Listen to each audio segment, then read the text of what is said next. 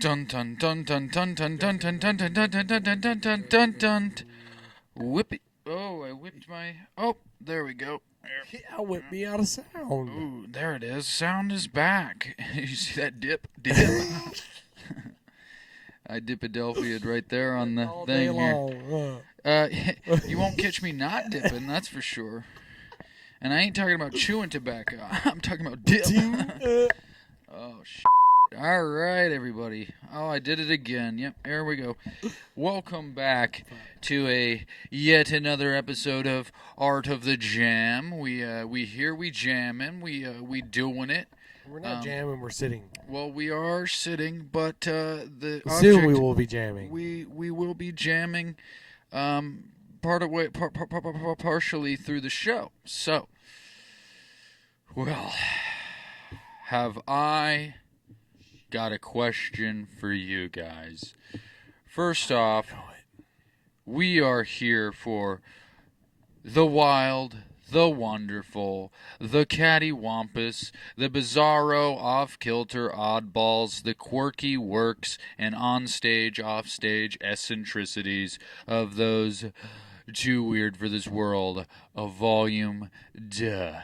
That's 2. That's French for 2. Volume 2, everybody. Is that what? correct? Politically correct? What do you mean politically correct? What you just said there? What? You said for 2. It is, yeah. It's French. Duh. French for 2. Yeah. It doesn't. It's not. It has nothing to do with politics, though. I don't think I used the right word for that. You didn't. It's okay. But you understood. I did. Luckily, I do. Is that Google correct? I don't know what that means, but like if you search on something on Google, and you'd be like, "Is that?" I think that's a term you made up. I'm gonna be honest with you. Maybe. But have I got the question for you guys today? We are talking about the weird and wonderful eccentrics of the music realm, and my question to you is, what is the... Now, last time, I will preface this with, last time I asked what the strangest song or album that you ever heard that you actually enjoyed. This is the opposite. What is the tamest song or album from the strangest band that you know? Meaning, if you say you like Primus or something, what is the most normal Primus song? What is the most normal Zappa song? What is the most normal Tiny Tim song? And I guess we have to use the term normal loosely, but you figure that out for yourselves, and you shoot us a comment below. And that'd be just swell, everybody. So answer that question, audience, and we are going to go ahead and cue the intro.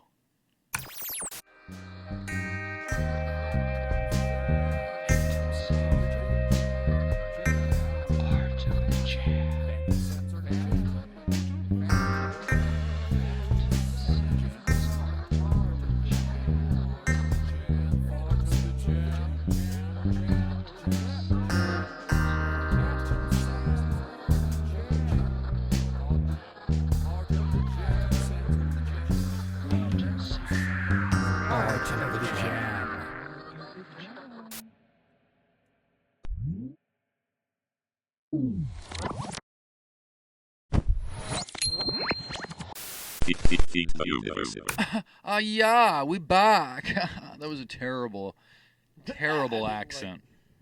But we're out here. I'm just filling up on the coffee. I think I need 2 to 3 to 4 to 5 to 6 more cups for this day. Like the ground part, like 2, and I'm just like, I'm not even halfway through the cup yet. Dude, I just scoop, and it's just like a mound, and I do like 3 of those in one of those, and so Sunday I had a great time because I had a whole Love's coffee left, and I get to drink the entirety of a large Love's coffee, and then I probably drank like 2 French presses. So, but it's on me because after a couple of days, I try to like wean down, and then I fry my brain a little bit, and it is what it is. But what, Space Camp? What do you think the tamest song or album from the strangest band, in your opinion? What do you think it would be? Do you have any thoughts? Do you have any answer to that? You know, not gonna lie, that's kind of a hard one. Well, I mean, you can try. There's always that option. Trying is Trying, yes, but there's only do or do not. so then fucking do. Oh, here I'm sitting here thinking, so I can do. You just give me a fucking second. Okay, let's scream some fucking more. All right, let's do that. But anyway, tamest. I'll go ahead while you think about that. I thought about this literally when I was writing this down a second ago, because I don't think that I gave this much thought. But there's a song called. And speaking of Primus, there's a song called "Iowan Gal" by Les Claypool, technically, and it's pretty tame for Primus. It's still like, but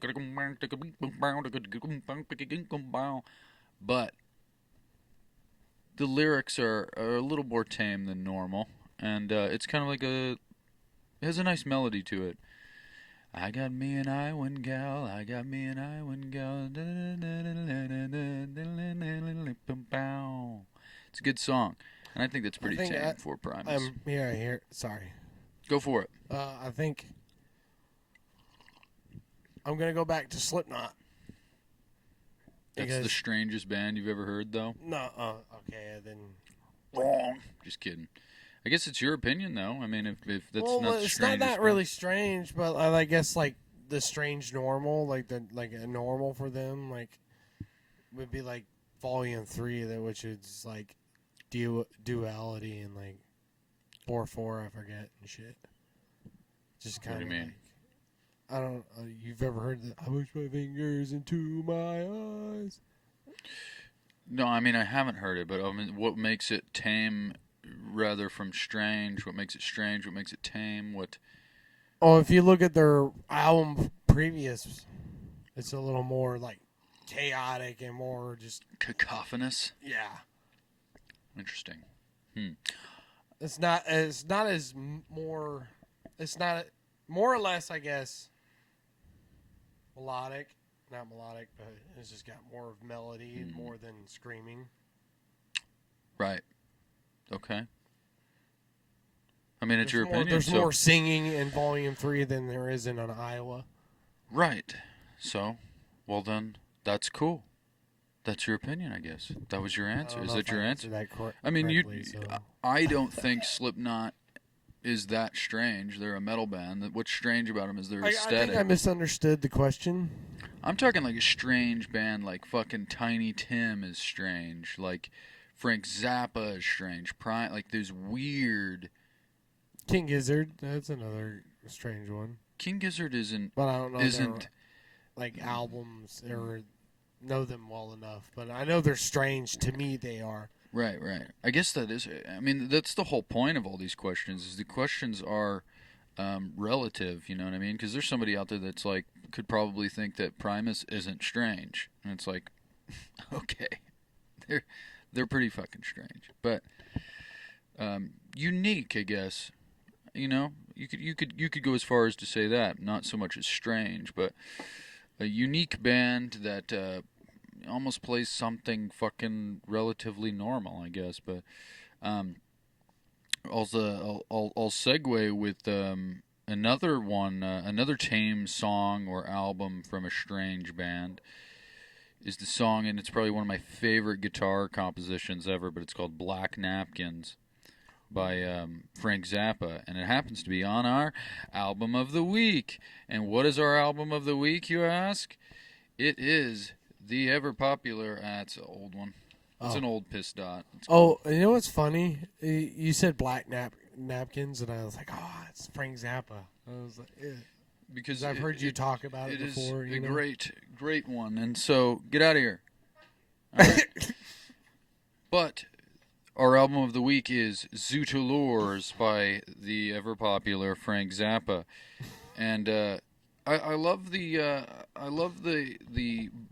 bulge in his pants I here. was getting ready to say But that. you got to look at the back though. It's even better. He's presenting that bulge. He's putting that bulge on a platter. You sure that's not a cucumber? Ooh, that ain't no cucumber, girl. Yeah.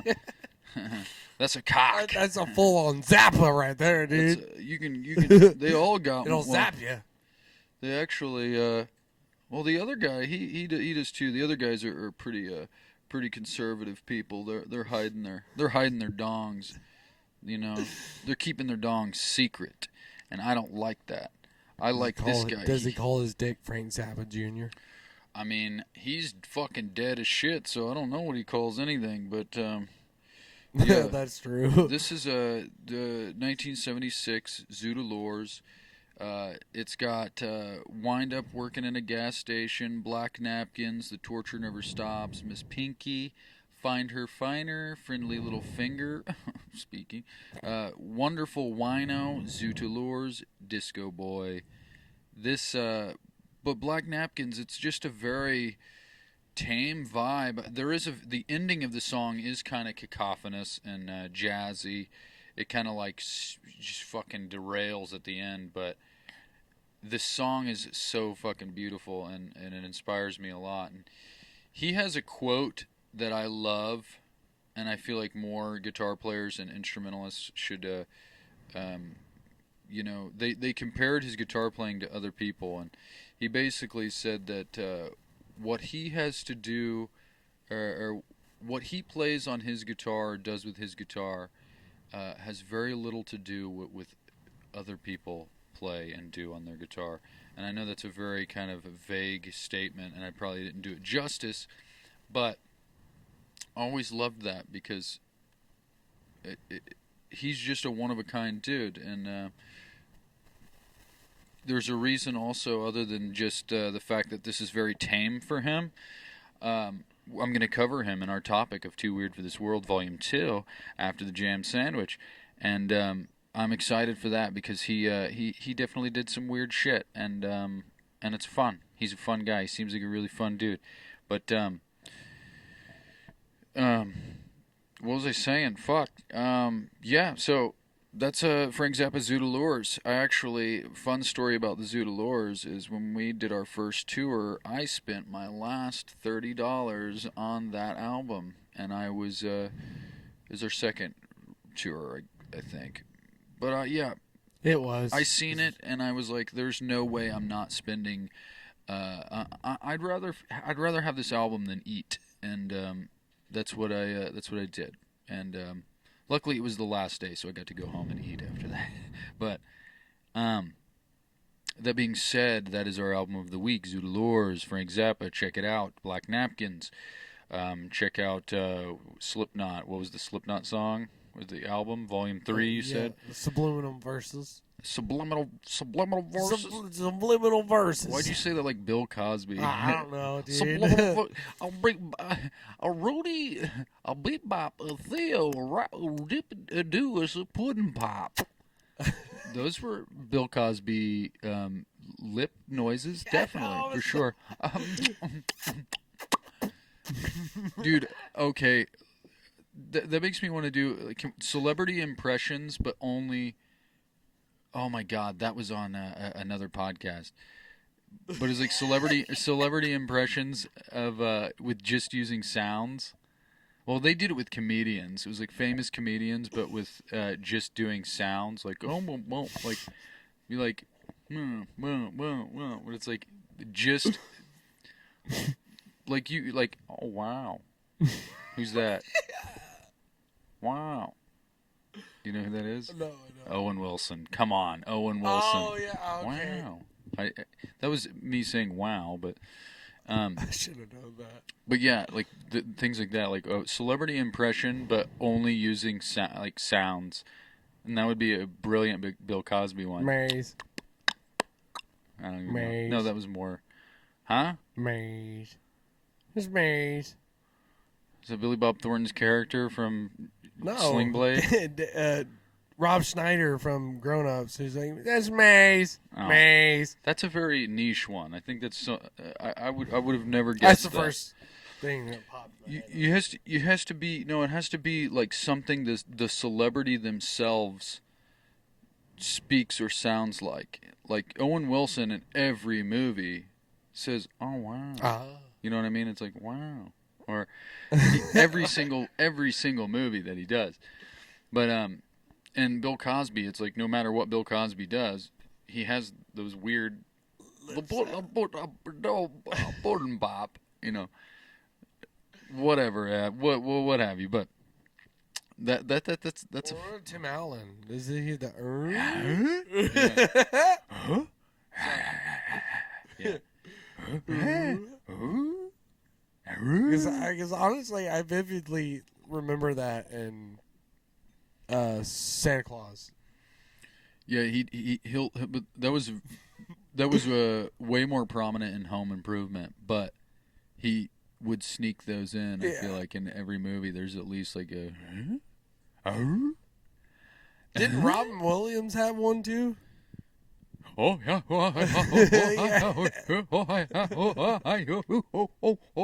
Politics. Yeah. Or whatever. Rest in peace. Dude, Robin Williams was the Oh my shit, god. dog. The best. Or his hello. Yeah, that's my favorite. This fucking Miss Doubtfire, but he's got this it was like his it's like his batter up thing that he What? had. Fuck, I can hear it, but oh, I don't know. He Fuck. just makes all sorts of fucking noises. He's the best. Like was it my impression of a hot dog? It's like just stupid shit. I don't know. Yeah, but seriously, rest in peace. Rest in peace. Yeah, if this was a comedy podcast, that would definitely be in the Too Weird for This World. Yeah. And sadly, he was too weird for this world, and Chris just made us Farley sad. had a weird thing too. Oh my god! I don't even know how the sounds. That would be a difficult one, but yeah, Chris Farley's dope. They're doing a Chris Farley movie too. Wait, what, really? Yeah. I think it's Walter Hauser. I forgot his name. I think he's like a 3-name actor. I don't know, something Walter Hauser. He was I don't know if you watched I Think You Should Leave season 2. I think he's the guy that's like, I love my wife. Oh It's yeah, the I've seen that. Jamie Taco sketch. It's the chubby guy in that. I think he's shooting to play Chris Farley, which is going to be fucking dope. I'm excited to see that. I'm also excited to see the new Dwayne Johnson movie where he plays the legendary UFC fighter. It was like when UFC Pride and UFC were kind of The Rock's transitioning. playing Yeah, and he's not credited as The Rock anymore. He's credited as Dwayne Johnson, which I thought was very studious of Oh, him. you want to know why? Because he probably retired. No, it's because I'm pretty sure that since he signed a deal with WWE and TKO, he's not allowed to use that name anymore because WWE owns it. Well, that'll do her. You know, it's stupid because back in the day in the 90s when they first came up with that name, he told Vince that he was like, "You're not buying this from me," and Vince was like, "All right, you know." Yeah. Now Vince is not a part of it anymore, Right. so shit just goes out the window. But that's probably the deal. I'm not too 100% sure, but I'm pretty sure that's you also got to think too, like he probably felt that way then, and it's like you never know. He could be cool with it now. You know what I mean? Like people change. His obviously he's transitioning more into as an actor. I mean he's been an actor for a while, but he could. I took it as, and I may be wrong too, but I took it as maybe he wants to identify as himself now, and actually be an actor instead of being like defined by his The Rock persona in wrestling and whatnot. But I don't know, man. But he doesn't look like him, doesn't sound like him. The only identifying feature is his body, because he has a very identifiable physique, but he has like prosthetics and shit on his face, and he looks like a totally different guy, and he sounds like a totally different guy. It's kind of wild. You want to know another actor that because I mentioned this movie a couple like a day or so ago, Tusk. Johnny Depp's in that movie, you know, right? Yeah. You know, well, that's his daughter in that. Yeah, his daughter's in that movie. Yeah, and I didn't know that either until Angie pointed that out. But anywho, you almost don't recognize it's him. But but his voice is the only thing that, and the way he moves is that.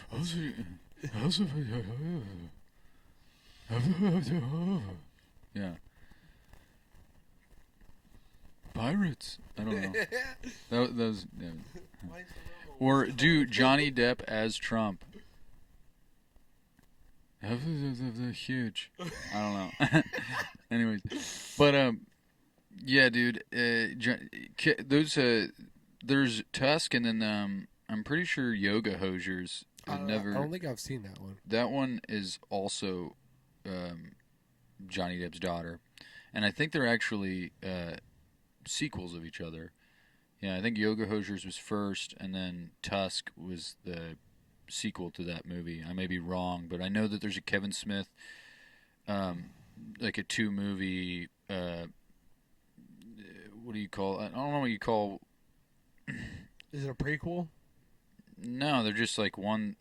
I mean, you. I guess every movie that comes before a sequel is a prequel, but no, I think Yoga Hosers was just first, and then Tusk came out after it, and it just involved the same characters. I'm not sure if they're direct sequels of each other, but they are related within Kevin Smith's universe there. But I'll have to check that out then. Yeah, Yoga Hosers is like little like miniature sausage Nazis like start taking over this like gas station that these two girls work at, and one of them's Johnny Depp's daughter. It's kind of funny, but it's ridiculous, just like Tusk. Tusk is a fucking ridiculous movie. Funny, but yeah, Johnny Depp, his daughter was also in the new Nosferatu. I don't know if you've. Don't know what that She's like the main character, and she just kind of seizes the whole time. It's kind of obnoxious, but it was a good movie for the most part. And but that being, enough of that. All right. Hard segue. We are here, ladies and gentlemen, to the segment of the show we like to call Phantom Sam and the Fictions. This is the segment of the show for you guys who don't know.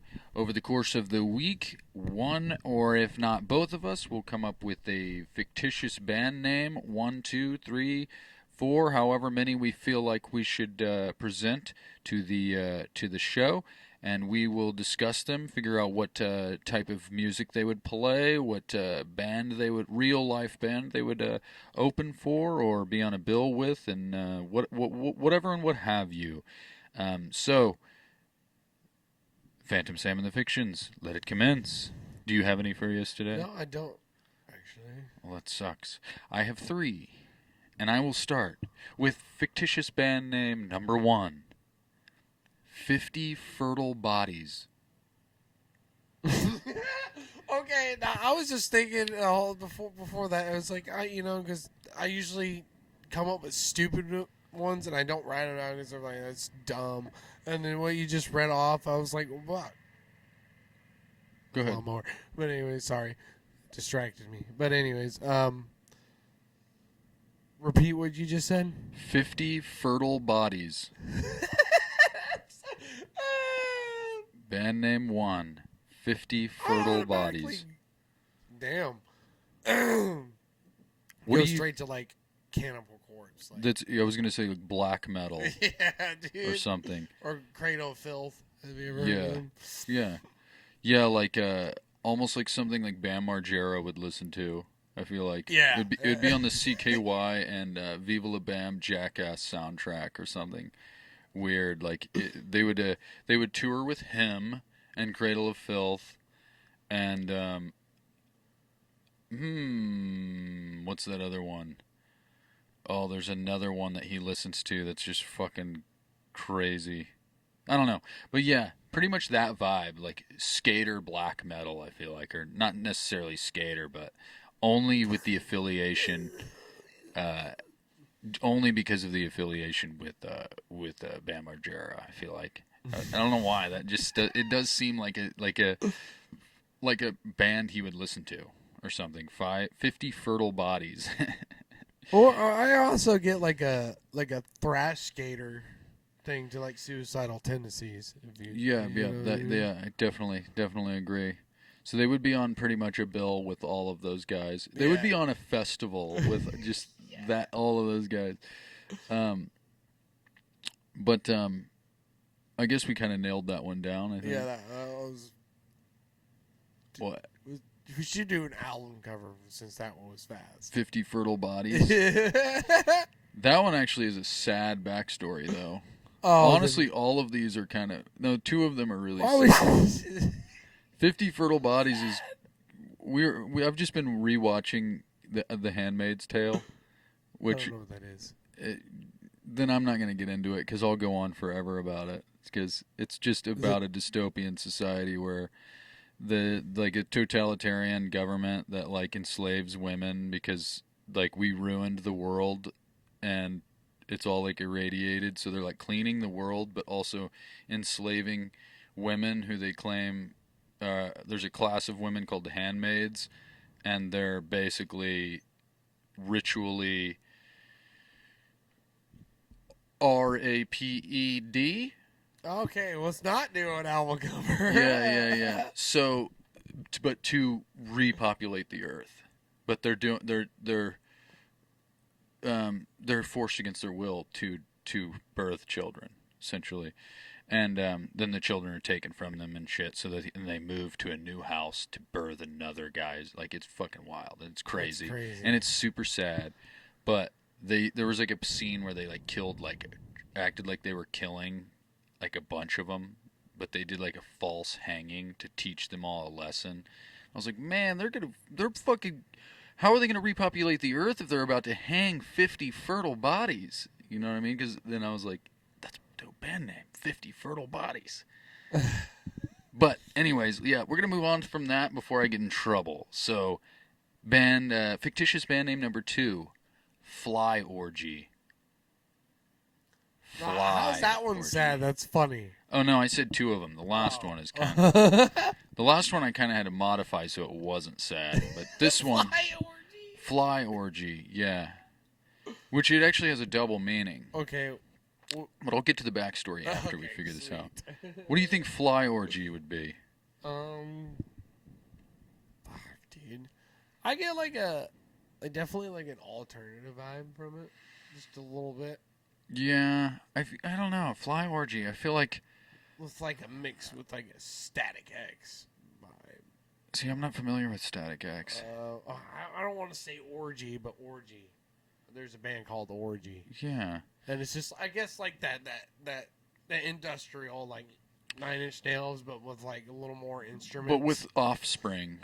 I feel Yeah. like there's this like I feel like there's this like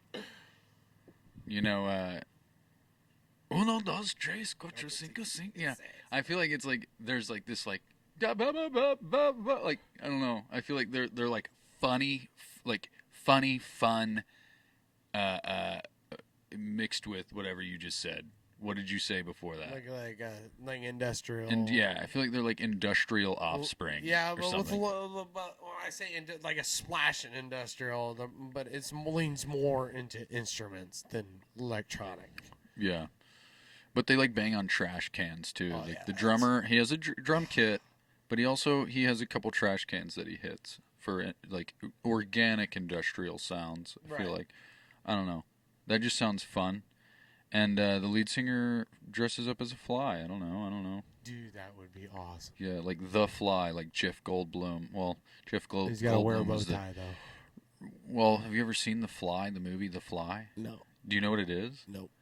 Really? No. That's like a known, like household title. The Fly is basically the guy was trying to create teleportation, and so it's like 2 pods, and a fly flew into the teleporter with him, And then whenever he teleported over, it fused their DNA, and so he gradually started turning into a human fly over time.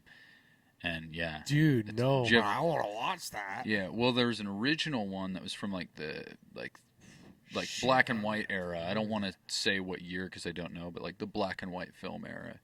And then Jeff Goldblum was the Fly in the remake in like the 80s, I think 80s, 90s, and they're both really good. But yeah, he gets fused with a fly, and he just starts turning into a human fucking fly.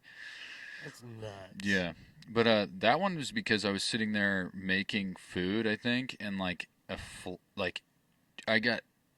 there was two flies and they were hooked to each other, banging, but in the air. But they dove bomb, like they did like a dive bomb into the counter. Like they didn't land like normal flies would have just like, you know what I mean? And like kind of like They kind of they fell. hit and rolled, and I was like, what the fuck? I was like, that's a flying fly orgy. And I was like, but then you get it. It's a fly orgy, as in like the insect is a fly, and they're having an orgy, but also a flying orgy, fly orgy. I don't know. So it was like double meaning to me. There was two of them or like three. It was just two, but it was just a funny thing. Like, whoa, fly orgy. Like, I don't know. So it technically wasn't an orgy, but for comedy's sake, that's what we said, because Nichelle was standing there too, and Did they make a noise when it hit, dude? dude, they're tiny. They don't make noise. You could hear something tiny hit something. Nah, not a fly on a countertop, Like, unless you have like supersonic hearing. Okay. But no, they didn't make a sound. But I think we nailed that one down, right? Yeah. I don't even remember what we said it was. Fly orgy. Oh yeah. Well, I know what the fucking name of the band was. I'm the one that came up with it. I don't know. I don't remember what we even said. Oh, it was like Splash Industrial Offspring. But last one, fictitious band name number 3, Pork Force. Pork Force. That does sound fucked. I'm not gonna give any backstory or any context to this. I'm just gonna say Pork Force. If you want to be safe and just move on, we can. Yeah, dude. Should we just not touch this one? That sounds fucked up.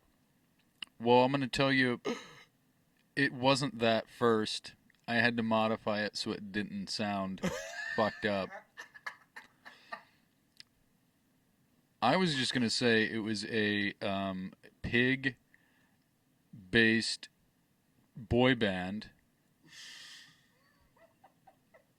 and they do neo-futurist boy band, Backstreet Boy covers. Anyways, let's move on. You know what I mean? It's like, say, 4 pigs, right? And they're wearing spacesuits. Pork Force. They're like, but they do like boy band songs. G-Force or X. Like almost like Space Force or something like that. You remember that movie that was like the hamsters and shit? There was G-Force, I think it was called. Vaguely. Oh, okay. Well, that's kind of what feel like I just like imagine. They just be like super spies and shit. Exactly. But they're 4 pigs of varying colors and shapes. One of them is pink, like a normal pig. One of them is tan. One of them is brown with tusks, and the other one is a black boar. Okay, and they're all wearing matching spacesuits, and they do like bye bye bye. It'd be like some rocksteady and bebop type shit, you know? Yeah. Or they'll do pig pun Backstreet Boy covers. Dude. Right? I don't even know what they would do. What's Backstreet,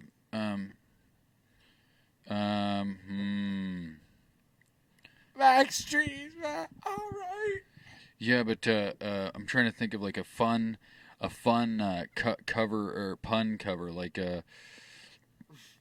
Oh my God. I hear it, and I don't want to say. I do not Bye want bye to say. bye. Bye bye bye. Bye bye bye. Actually, bye bye bye. I think is in sync. But it doesn't fucking matter. They'll do any boy band, right? Isn't Justin Timberlake in both of them? No, he was just an NSYNC. Okay. And Could have swore he was in Backstreet's too. no, for sure not. My whole That would've been family, crazy. all the women in my family were obsessed with the Backstreet Boys when I was growing up. So I know way too much about it than I should. Cool. But it was like by proxy. It's not like I was like reading like I love the Backstreet Boys. It was just like everyone around me was like, oh my god, fucking this guy and Nick Carter and like okay, cool. I don't give a shit, but it's like knowledge just seeps into your brain. But we'll go ahead and move on to our next segment. I have too many of these, so I have to do one. And I thought it was appropriate for Frank Zappa's thing, or Frank Zappa's shtick. He always hated, like there's a brilliant photo of him, and he's like, there's a TV on the ground, and he's like watching the TV, but it's like you can see the loft upstairs, and it's the toilet, and there's the tubes running down from the toilet into the back of the TV. Meaning, like, the TV just is feeding you shit, apparently, essentially. But this is the segment of the show we like to call Phantom Sam and the Buddhas of the Bathroom Wall.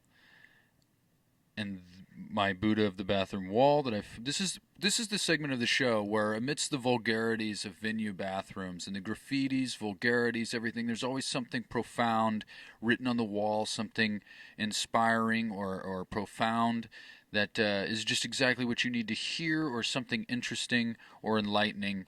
And for today's Buddha of the Bathroom Wall, I seen, and I will put it up here somewhere, wherever it might be, and it says, kill your TV, read a book. I always liked that for some reason. Wasn't like crazy insightful, but it's just the fact of kill your TV, read a book. I just liked that. I mean, it's not wrong. Whoever wrote that. Yeah, I mean, I'm sorry for those out there that can't read. There's available on there's audiobooks. You can Spotify. Yeah. They do it. Yeah, Audible. I mean, shouldn't say that because we're not. I don't give a shit about sponsorships and shit. Fucking listen to a book if you can't read a book. I don't know. If you're blind, shit. read Blair with Braille. Yeah, I can't read Braille, but I'll just feel the dots because they feel nice on my fingers. Trying to figure it out. But honestly, to me, that's like more intelligent. What, Braille? Yeah, just to be able to memorize all the symbols and shit without seeing it, but only going by feel. That's got to take some intelligence in my head. Yeah. So that well, I feel like it's just the same as learning to read. I feel like, but because you're blind, you can't read, so you're kind of like forced to learn Braille. Yeah, I don't know, but I get what you're saying. Yeah, it's weird though, like just to think about that. Like, holy shit, they know what is going on by feeling. It's crazy. It is fucking wild. I don't know what to say to that. I'm not blind. I don't know. I do. Whenever I was a kid, though, I would always, at the bathroom plaques on the outside, like at school and shit, I would always like touch the Braille and just be like, I know how to read Braille, but it's only because I seen that it said men's restroom or boys' restroom, whatever it was, and I would act like I knew what it meant. It's like, but other kids were idiots because I'd be like, this says boys' bathroom, and they're like, whoa, you can read Braille, and I'm like, no. It just says it there. Honestly, I'm just assuming that those dots mean boys' restroom. They could. What if it just meant something else? Just like fuck off or something, like something completely retarded. And it's something just nothing to do with the bathroom. Yeah, it's just like a grocery list: eggs, milk, cheese. Now, but that being said, we have reached. We have reached that big fat chunk of bread, right? We've got to the delectable purple center of what we like to call the jam sandwich, and it's about to get delicious up in here, and it's about to get Oh, I'm trying to sound. I wish you had headphones on because I'm trying to Dude, I sound would. real sensual and sexy radio voice. But that being said, let's get to the jelly. And by jelly, I mean let's get to the jam portion of the show. But before I do that, Got you. I got you. I will go ahead and remind you that after the jam portion of the show, we will get into the wild, the wonderful, the cattywampus, the bizarro, off-kilter oddballs, the quirky works and on-stage, off-stage eccentricities of those far too weird for this world, Volume 2. And before that, we'll get into our weekend. It was a short weekend, but we'll get there. So, that being said, let's get to the jam portion of the show.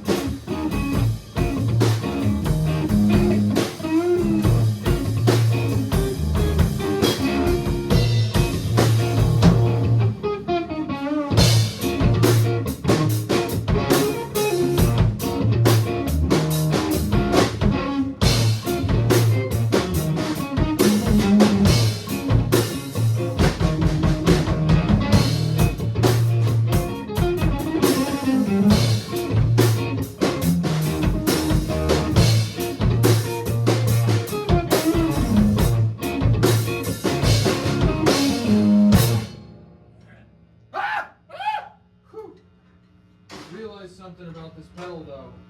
This doesn't come on. If you have something in the direct out, that's the only one that's on. That doesn't come on until the octave is engaged. Listen to this.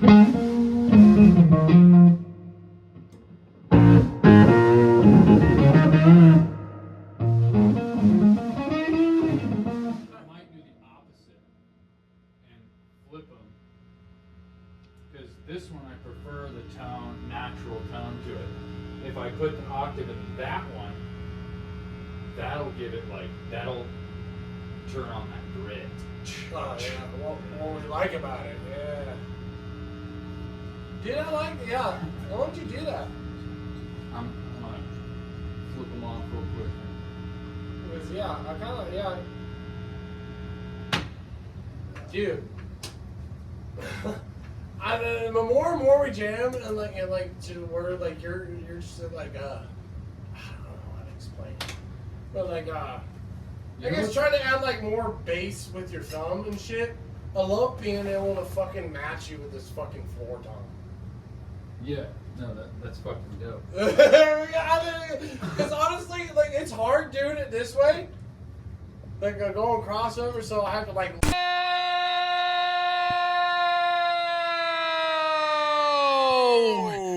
And we're back from the jam portion of the show. Sorry, that worked. Yeah, really well. that did work really well. I think we should do a couple more exercises like that as a connecting thing. Nuts. Yeah. No, I think it's because we play together all the time. We do that. We do that. We've never done that though.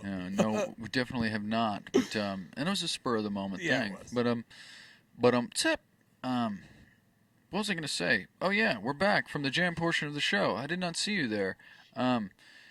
What's going on? Oh, you got it. Yeah, you got to get it nice and encapsulated in there so it steeps real well. Go ahead and just a little bit though. I already had. I drink 2 cups super quick. That's fine. That'll last me the rest of the episode, I'm sure. Maybe. Yeah, I won't don't drink know. That.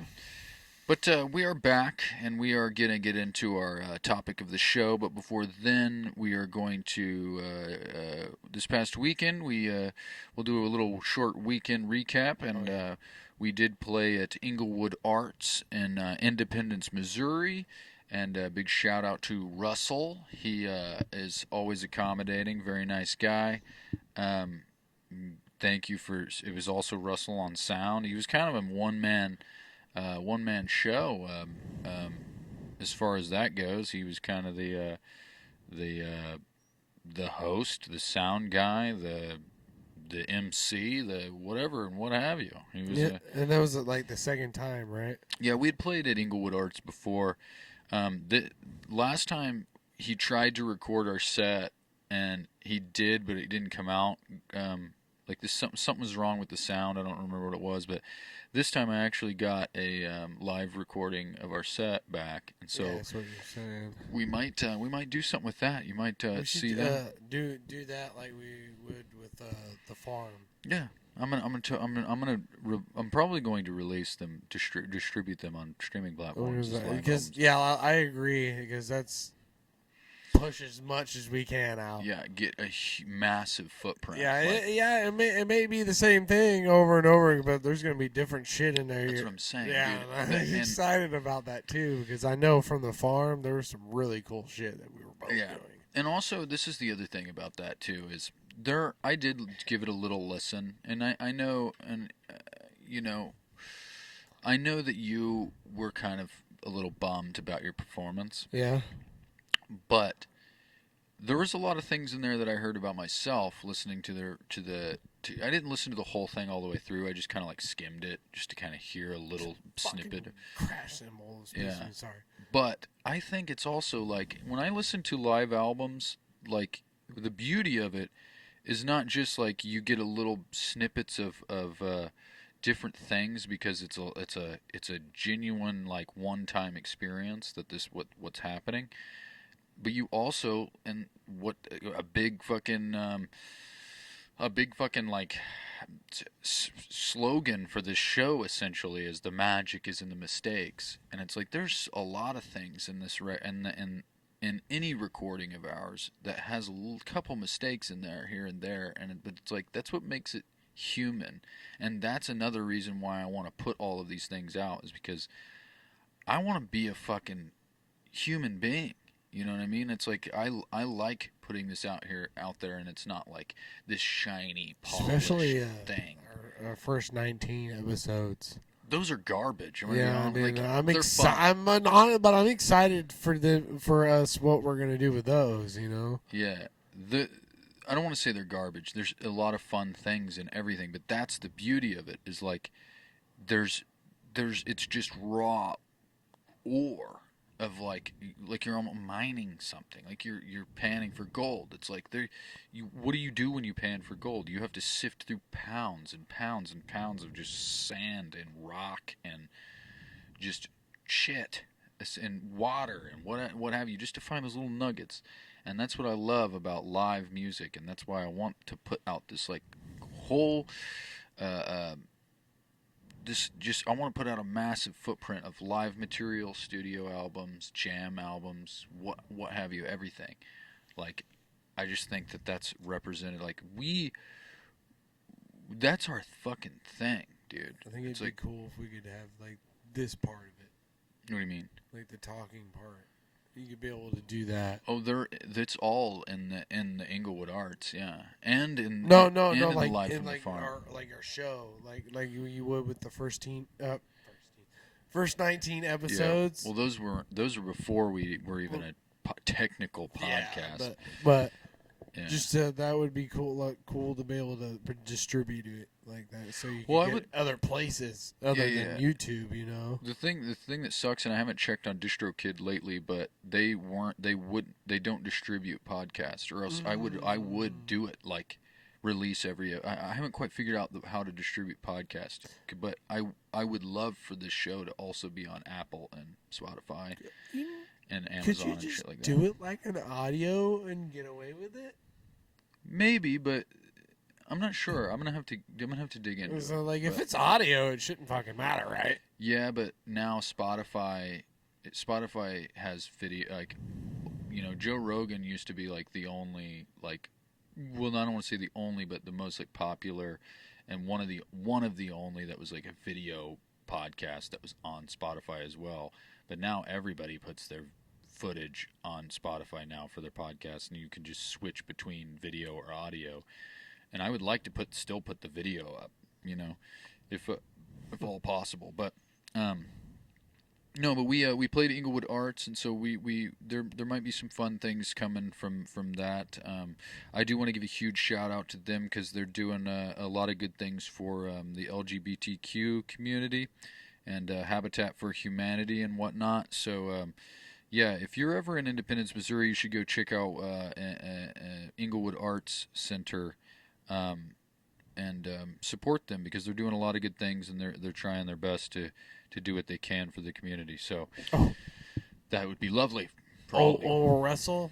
Okay, me and like the last time we went there, I heard a song that I could not figure out what the name it was or couldn't find it anywhere, and I looked, and it was also in Tokyo Drift, and I honestly feel like a total dumbass for this, but I found it in Tokyo Drift, but it's called 6 Days by DJ Shadow.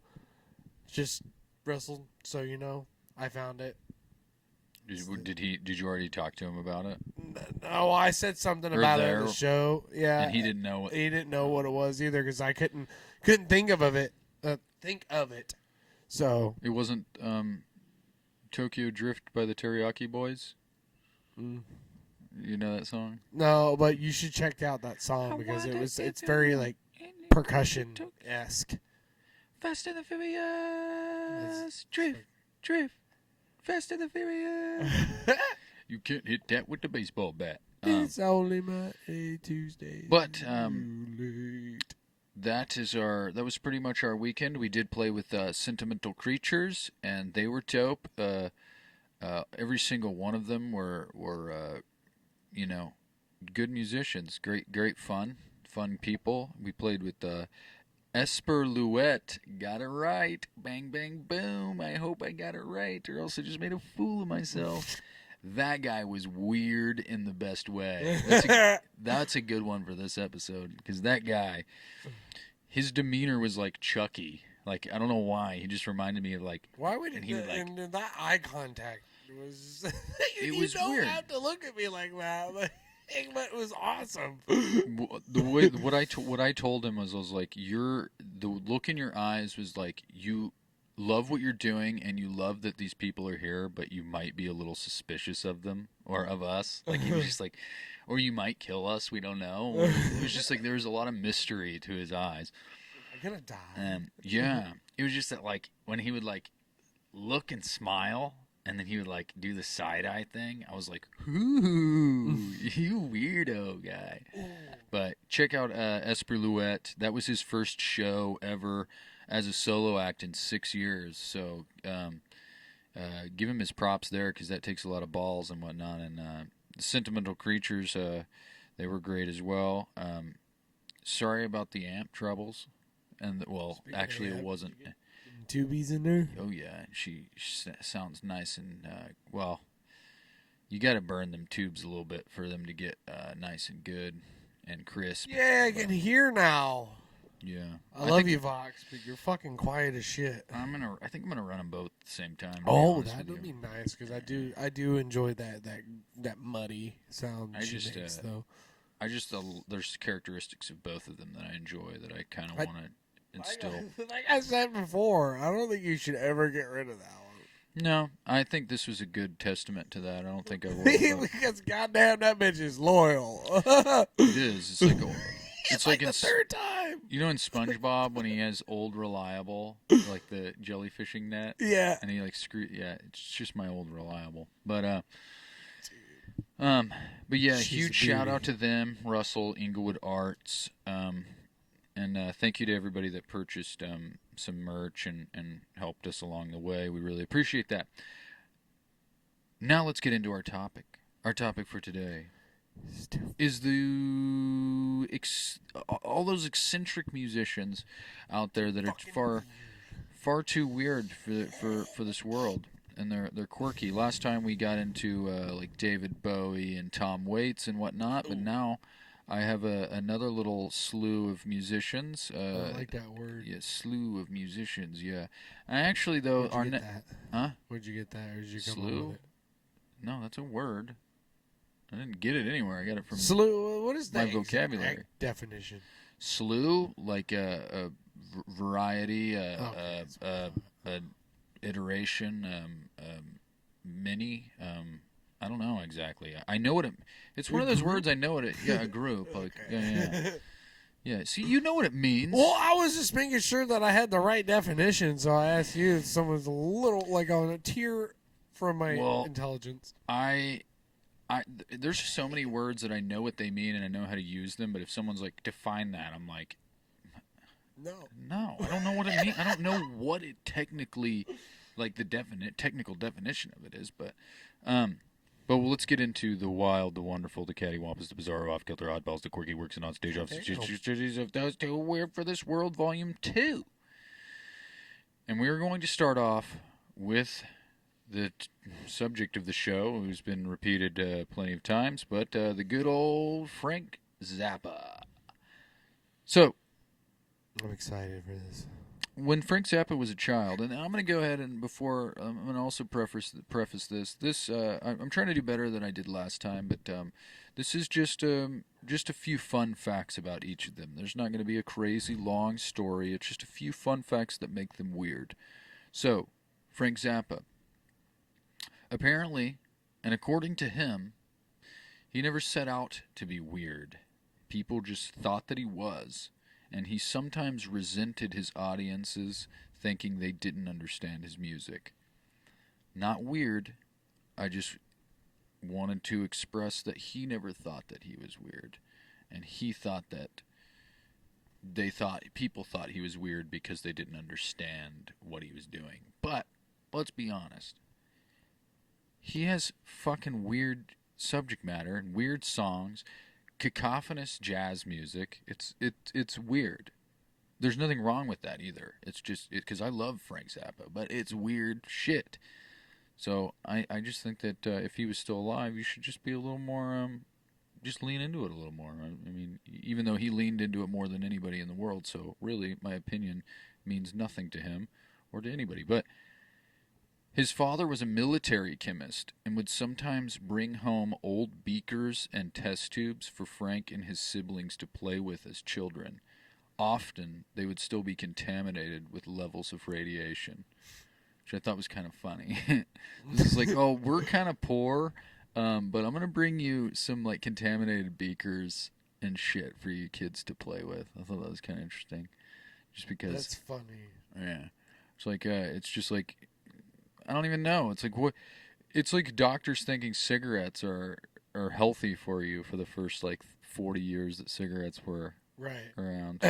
Probably longer than that, but I thought that was kind of funny. Bronchitis, cigarette. Yeah. It's like what's cool to me about like you see old, like especially people smoking on airplanes. That's interesting. But whenever you'd see like footage of, do that? They used to smoke on airplanes. I think they stopped smoking on airplanes like in the 90s. Like they still smoked on airplanes for a while. I'm pretty certain. I mean, I'm also not a scientist, so I don't fucking know. Oh, but that's nuts. yeah, they. But what was crazy to me is seeing old footage of surgeons, and they would be like, they'd have their gloves on, and they would be like, performing surgery on somebody. But then they would have a nurse with I forgot what the little plier things are that like. That hold open. Oh my god, it doesn't matter what they're called, but there's like plier things that like hold flesh open or like or whatnot. They would have them with crimpers like, almost. Yeah, but they would have him have a cigarette in one of them, and would like every so often as he's like working, they would like put the cigarette to his mouth, and so he would like and blow it. Like it's like a surgeon can just smoke cigarettes. So what if you just blow smoke into this guy? This guy's body, his body hole. Like, I don't even know. No, but that I thought that was funny. But Frank Zappa's first television appearance was the Steve Allen Show, where he demonstrated how to play the bicycle, which I thought was fucking funny. And I seen the footage for it, and it was kind of interesting. It was just like a bike upside down, and you spin the thing, but he was able to like use like I think it was like a bow. And like get sounds out of a bicycle. It was kind of wild, but that's cool. Yeah, that was kind of interesting. But he also he gave his I misspelled that. Oh well, who gives a fuck? He gave his kids some quite unorthodox names, such as his oldest son, Dweezil Zappa. Oh Jesus! Right? Dweezil Zappa is actually a like big name in music. You remember Enough's Enough when we opened for him? Like we were talking about Frank Zappa, and the lead singer of Enough's Enough was like, he's like, yeah, I'm good friends with Dweezil. And it's like, that's kind of cool. If I'm sure you're telling the truth. I always feel like even no matter your status, if someone's like, yeah, I know this crazy person, I'm like, bullshit. Like even if it's completely true, I'm just can't believe it, but until you see it. Yeah, but I'm I sure. still don't believe it. I'm literally looking at him and Dweezil Zappa hanging out. And I'm like, you're not really Dweezil Zappa. No. Yeah. No, well, but honestly, I just picture like a Family Guy episode to be like you believing in God, and you die, and then you go up, and be like, oh yeah, I'm Jesus, and be like, yeah, right. I'd rather go to hell. Yeah, I'd rather not. It's like hell it is. That was the elevator. Oh shit! Yeah. The elevator going down. But his oldest son, Dweezil, his first daughter, Moon Unit Zappa. Moon Unit Zappa. Which I thought was fucking weird. Cool name, though, for some reason. Moon Unit. I don't know. Moon. Actually, fun fact about Moon Unit is his biggest hit was an accident and a joke. It was the song Valley Girls, and Moon Unit did like a impression of a Valley Girl, which is like, oh my god, like just a stupid Valley Girl impersonation, and then he put it on an album and made a song as a joke, and that ended up Valley Girl ended up being his like #1 hit that he ever had. That's so funny. I didn't have that one down, but I actually thought that should have been on here, to be real with you. That's kind of fucking wild. But his second son, Amit Amuka, this one's really hard to. Amit Amuka Rodan.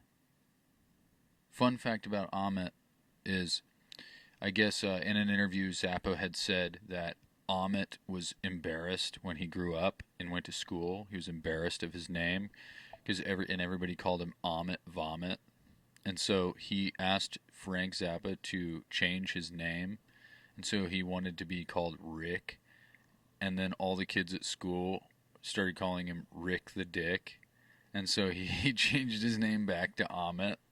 I just thought that was kind of funny, too. That's so funny. But Amit Amuka Rodan.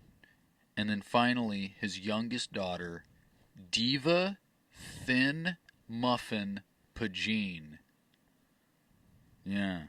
That one I don't have any fun fact about. I just think that's a dumb fucking name. No. Diva Thin Muffin Pagine. Yeah. So your daddy gave you that name. Yeah, Dweezil, Moon, Amit, and Diva, Thin Muffin Pagine. Wild. Frank Zappa was banned from performing in Czechoslovakia during the communist regime due to the government fearing he was a threat to their ideologies and beliefs. Someone so weird that a government is afraid of you. It's kind of cool, in my opinion. I would love to be banned by a government. That'd be kind of cool, I feel like. Why Czechoslovakia, though? Pantera is like back in the 90s.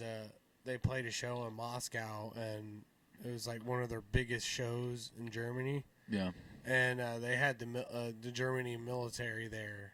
Hell yeah. Because that shit was getting out of hand. It was and whatnot, and they were beating people with rubber nightsticks and shit. Dude, fuck yeah. Yeah. I love that shit. Dude, that's like the coup de grace. That's the killing blow of fucking of any musician's career. Getting banned from a country. That's the goal. I feel like that should be everybody's goal. Yeah. Is getting banned from somewhere. I mean, first step, getting banned from vineyards and wineries. Next stop, Czechoslovakia. Just jump right into it. Yeah. We got banned from a winery. We didn't even get banned. They just didn't want us there. Oh, we did kind of get banned from playing at the I don't want to say it on here, but didn't get banned, but they took all our dates from us after we played that one time in Lee Summit. But so I'll say, yeah, first step, wineries, vineyards, family restaurants.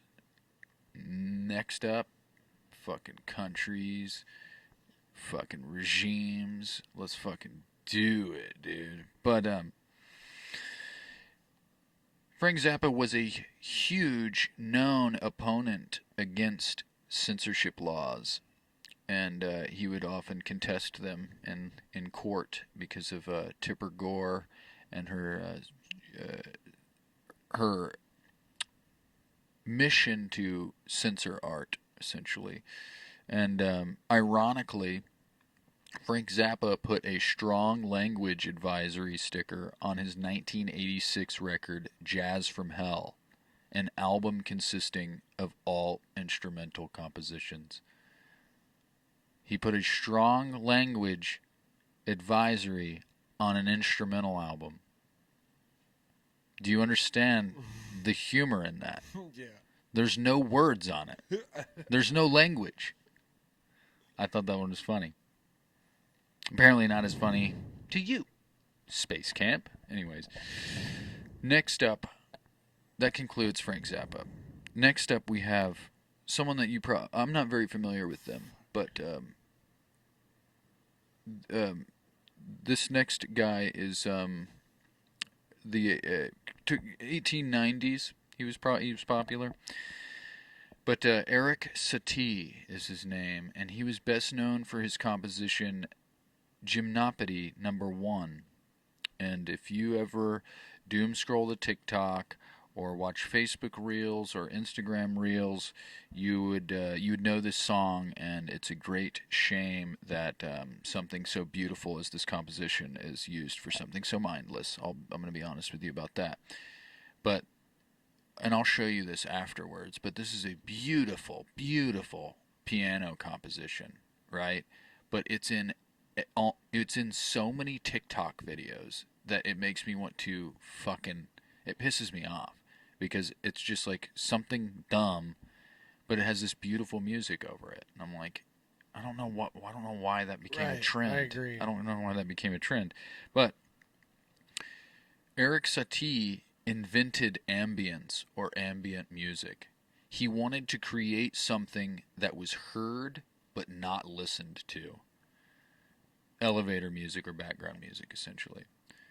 He would often get frustrated when people would analyze these compositions, as he meant for them to exist as accompaniments to everyday situations such as eating, writing, or waiting. So it was like he was just like trying to create background music to do other things during, like almost like white noise, but music, such as like waiting in an elevator or something. And it's like nobody listens to elevator music, they just kind of like bask in it. Right. And people would like, music critics would like analyze it, and he would get pissed off because he's like, you're not supposed to listen to it, it's just supposed to be heard.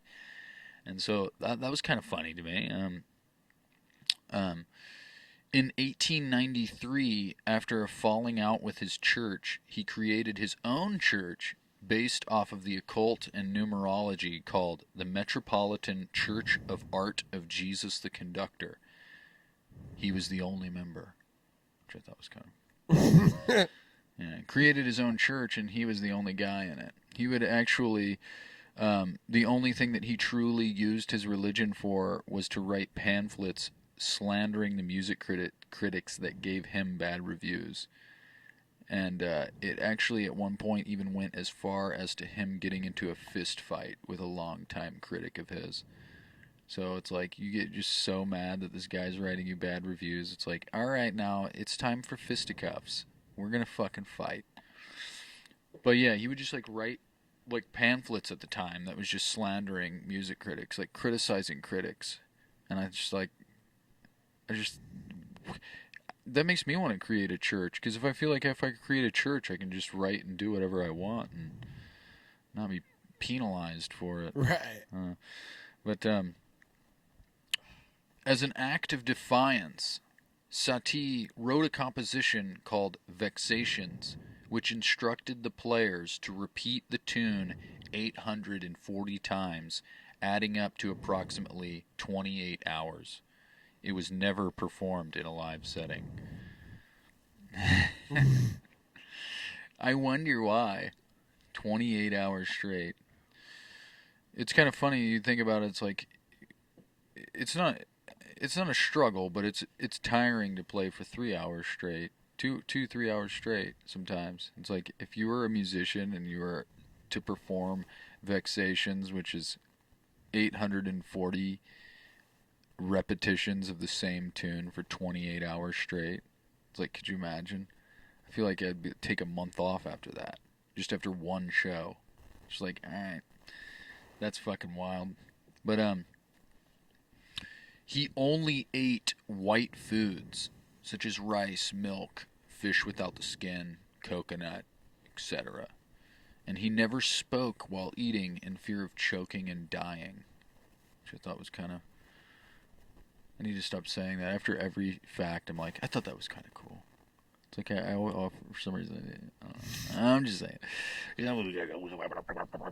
But, yeah. But also, it's like,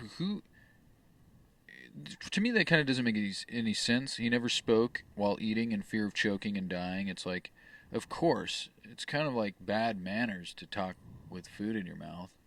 And it's like, yeah, you're way more likely to choke and die if you're talking with food in your mouth. I don't know. I just now that I actually like think about that one, I'm like, that one's not too weird. I'm kind of afraid of choking and dying. Right. And I don't like, what's up, dude? You know what I mean? Like, just like spitting shit everywhere. But this is the last fact about him, and debatably my favorite. In 1895, after composing a successful song, he spent the money he made on 7 identical gray corduroy suits, one for every day of the week, with which he wore every day for 10 years straight, and called himself the Velvet Gentleman. Who said you can't give yourself a nickname? He called himself the Velvet Gentleman. Why can't I be Ray Gun Taylor? If he could be the Velvet Gentleman, I can be Ray Gun Taylor. Fuck this shit. Who made these rules? This is bullshit. Anyways, Velvet Gentleman. And, yeah, that's Eric Satie. Kind of a wild, if you ever have a chance, listen to, if you, like I said at the beginning, if you have watched any TikTok video, there's a good chance, solid fucking chance that you've heard Gymnopody #1. And it's a beautiful, beautiful, beautiful song. Our last guy, and the funnest one, I think you'll get a good kick out of this one too, because this guy is more, I mean, Frank Zappa is cool too, but this one is fucking crazy to me. And I didn't want to do too much on him because I could probably sit here and talk about this guy forever. So, last on our list for today is the eccentric, the one of the most eccentric, Sun Ra. I don't know if you've ever heard of Sun Ra. He was a jazz musician. Oh, jazz fusion. He was best known Sun Ra, like the Sun and R.A. I've heard of a couple of his songs. Yeah, he pops up on my, like when I listen to jazz, he'll pop up on like my things you might interest you, or what fuck, you know, what fuck you. But fuck you. But I don't know what I'm saying. But Sun Ra, he was best known for his 9 experimental jazz albums fusing blues and electronic sounds. Like Space is the Place. There's also a movie called Space is the Place. That's just one of them off the top of my head that I can remember. He was also a known poet, philosopher, author, activist, and extraterrestrial being. Oh, he believed that he was an alien messiah from Saturn sent to preach peace, naming himself after the Egyptian sun god, even denouncing his past identity and proclaiming any name other than Ra should be considered a pseudonym. Beautiful. That's another thing. Same with the Velvet Gentleman. He can fucking call himself Sun Ra. Go for it, dude. Nobody's stopping you. Fuck you, Space Cat. No. No, the biggest opponent of that is Nichelle. She's like, that's a stupid name. Don't fucking... You can't create your own nickname. It's like, fuck, I can't. Sun Ra did it. Fuck, I can't. Eric Satie did it. Fuck it, dude. I'll be whatever I fucking want. Alright? Anyways. But, yeah. He named himself after the Egyptian sun god.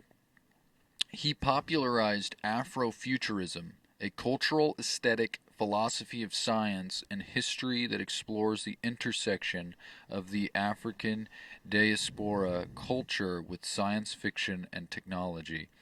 So whenever you think of Afrofuturism, it's basically like fusing science fiction with like West African, Central African culture together. So it's like, you know, like the aesthetic of like Funkadelic, for instance. It's like very alien, like very black. Obviously, they're all black, but like African American, but like spaceships and like Mother Earth and stuff like that. Is like he pioneered and popularized that vibe, which is fucking weird.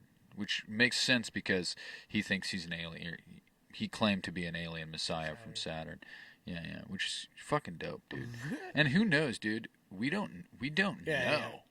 He could very well actually be a fucking messiah from Saturn. But I fucking love this guy for this reason. I don't know why. I just do. But he claimed to be abducted by an alien species. The aliens warned him of coming societal troubles. Sorry, slurred that for a second. He claimed to be abducted by an alien species. The aliens warned him of coming societal troubles, such as World War II. They told him of his role to mankind was to save the human race by playing his music. This is his reasoning for dropping out of college. So, the aliens pretty much were like, fuck college. You need to save the human race, because Hitler's about to blow this shit up. When really, I think we dropped the bomb, so we really were the... I mean, Hitler killed 6 million Jews, and that was obviously a horrendous thing. Mm-hmm. But we dropped some bombs, too, which is crazy. I don't want to get too into it, but I have to go ahead and say, because now I feel like I didn't... Now I feel like I dug myself in a little bit of a hole there for a second. I'm not saying that Hitler, or we were as bad as Hitler. I'm saying Hitler did this crazy thing, but we also did a bad thing. Killing 6 million Jews was definitely, in my opinion, way worse.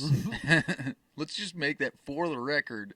I'm just stating, I'm digging myself even further in this hole. But I'm just saying that we fucking did some bomb dropping. That's all. Okay? And it did stop the war, and that's cool. We stopped Hitler from killing more Jews, so that's cool. So, please, don't cancel me. Anyway, he is quoted as saying, "My whole body changed into something else. I could see through myself, and I went up. I wasn't in human form. I landed on a planet that I identified as Saturn. They teleported me, and I was down on a stage with them. They wanted to talk with me. They had one little antenna on each ear, a little antenna over each eye, and they talked to me. They told me to stop attending college because there was going to be a great trouble in schools. The world was going into complete chaos. I would speak through music, and the world would listen, and that's what they told me." He has an asteroid named after him, too, which I think is kind of cool. Sadly, though, he suffered a stroke in 1990, continued to perform and compose until his death in 1993. So, that's unfortunate. We lost a great Saturn Messiah. And but Sun Ra, man, he's the real fucking deal. Yeah. And honestly, none of this does any of these people justice. I just thought that this was just the weird facts about them that makes them fucking eccentric as shit. And Sun Ra is definitely considered one of the most eccentric musicians that have ever lived, really. I mean, you heard it here, folks. He fucking is a wild one. But that concludes our topic for today. That concludes Too Weird for This World Volume 2. On our next episode, I wasn't going to, but after doing some research on these musicians, our next episode I am going to do Too Weird for This World Volume 3. Okay, cool. Because there's 3 that are very dear to my heart that I totally fucking forgot about, and I would love to talk about. I'm struggling though with one thing. I'm kind of toting the line of like real lunatic people that have like mental problems, and so I'm like, they are eccentric, but I'm trying not to seem like I'm exploiting their mental health, because there are some out there that like do have mental problems, and that kind of does make them eccentric in ways. But so for the record, I'm not trying to make fun or light of their mental stability and things like that. I just think that these are fun facts about them that make them weird, and you'll see why in the next episode, because a couple of them are known for having some issues, but they're fun and good musicians, and I enjoy them a lot. But anyways, that concludes Too Weird for This World Volume 2, and it also concludes this episode number 86 of Art of the Jam. What are we going to do? We are going to live with cause and leave results to the great law of the universe. We are going to pass each day in peaceful contemplation. We are going to be patient, and we are going to be present in our fucking lives. Take some time after this episode, put the fucking phone down and step away from the computer or the TV, read a book, hang out with your family, pet your fucking dog, or your squirrel, or your bird, or your guinea pig, whatever you have. Just be present with those that you love. And Space Camp, what do you got to say? Stay funky, y'all. And stay groovy and stay tuned for more. Without further ado, We just brought to you Art of Jams. Art of the Jams. It's kind of a cool laugh. Do it again. Oh, that was nice. All right, we'll end it on I there. was thinking that little squirrel. Whoa! It's scary.